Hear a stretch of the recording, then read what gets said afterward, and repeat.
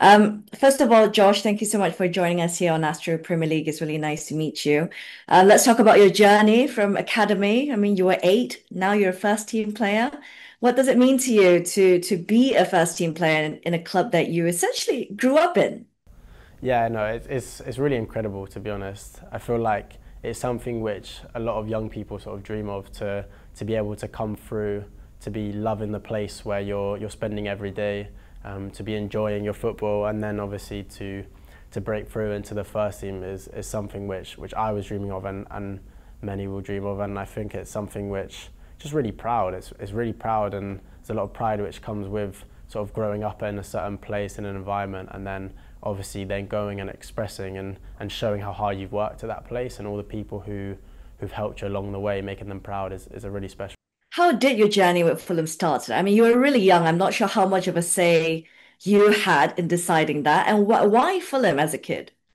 Yeah, well, I mean, it's a funny story. I was just playing in the park. There's a park near my house, and my dad had taken me when I was younger, and I didn't realise, but that park which I had been playing at and training at for only a couple of weeks was a Fulham development centre, for football, and so I was playing with like a few older kids at a young age, and then they sort of invited me for a trial at Fulham, and I've sort of been there ever since. And yeah, obviously I don't remember too much of it, but I credit my family a lot for the time they spent sort of helping me along the way, and sort of encouraging me at such a young age, for sure.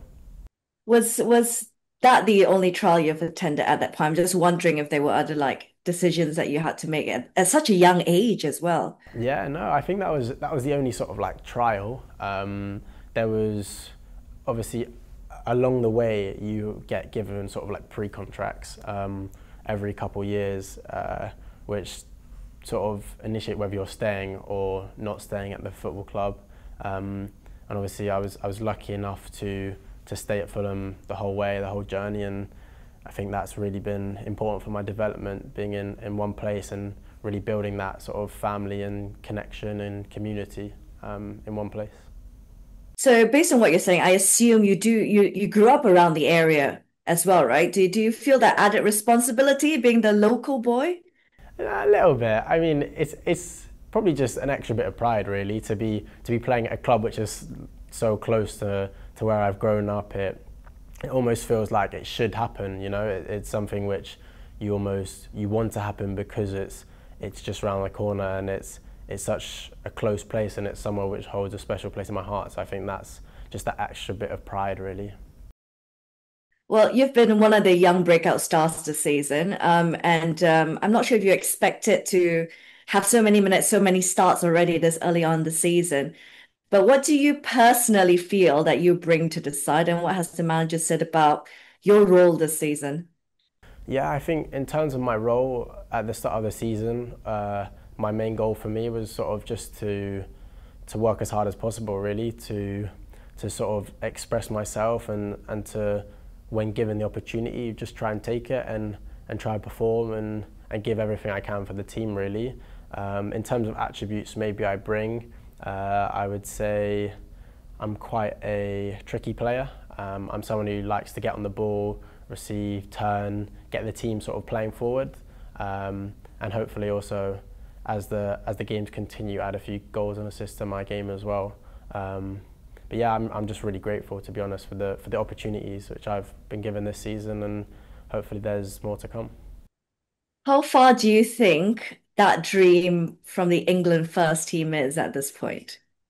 I mean, for me, it's just about every day, just trying to improve, and sort of going step by step. Obviously, I have big dreams and I have big aspirations, but I think for now, it's just about working as hard as possible. Really, I try to stay humble, to keep 2 feet on the floor, and I think if I keep just trying to improve, day in day out, then maybe you never know, that dream of England, could become a reality.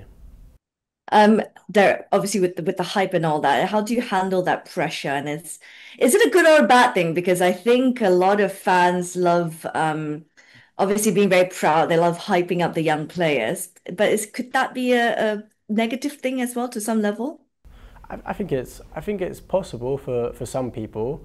I think for me, I don't feel that pressure too much, to be honest. I feel that especially with the players who I'm surrounded with and the club and such a good fan base, I really don't feel that pressure. It's more of just an enjoyment and the feeling that I can just go and express myself and sort of enjoy my football. And I think that's the most important thing. I feel like if you really enjoy what you're doing, you start not to feel that pressure, and it just becomes something which is innate. You've been doing it I've been doing it my whole life, and that's really nice.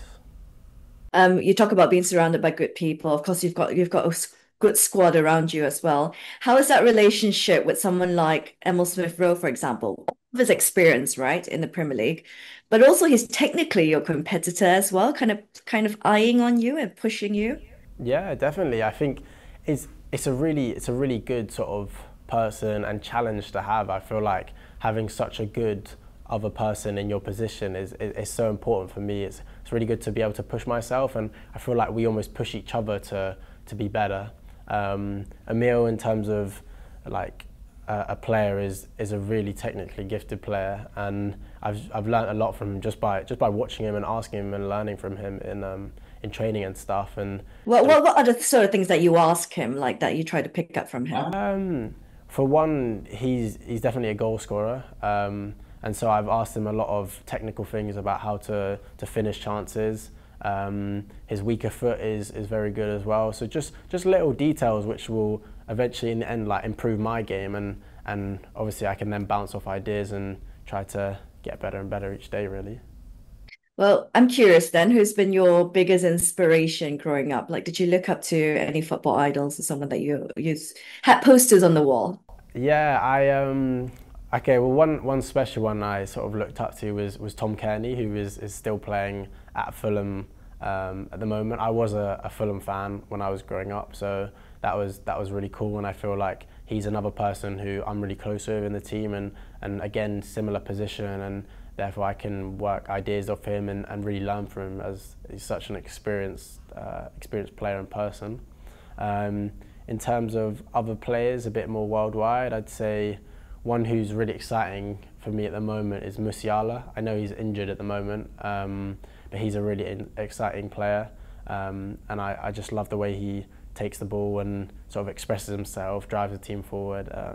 So that's someone who is really exciting. And then the last probably maybe, well, he was obviously a bit older, but is Iniesta.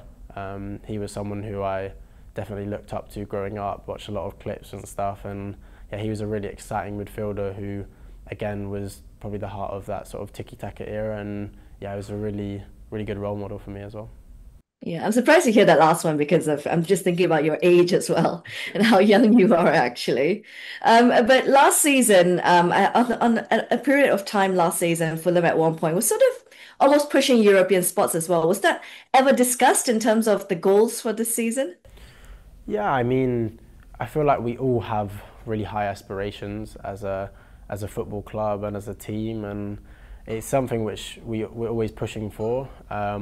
We try not to look too far into the future. It's always about the next game, and that's something which the more experienced players and the gaffer sort of installs in us. And it's sort of just about trying to take every game as it comes, and just being really professional with it, and just yeah, really pushing to move up the table.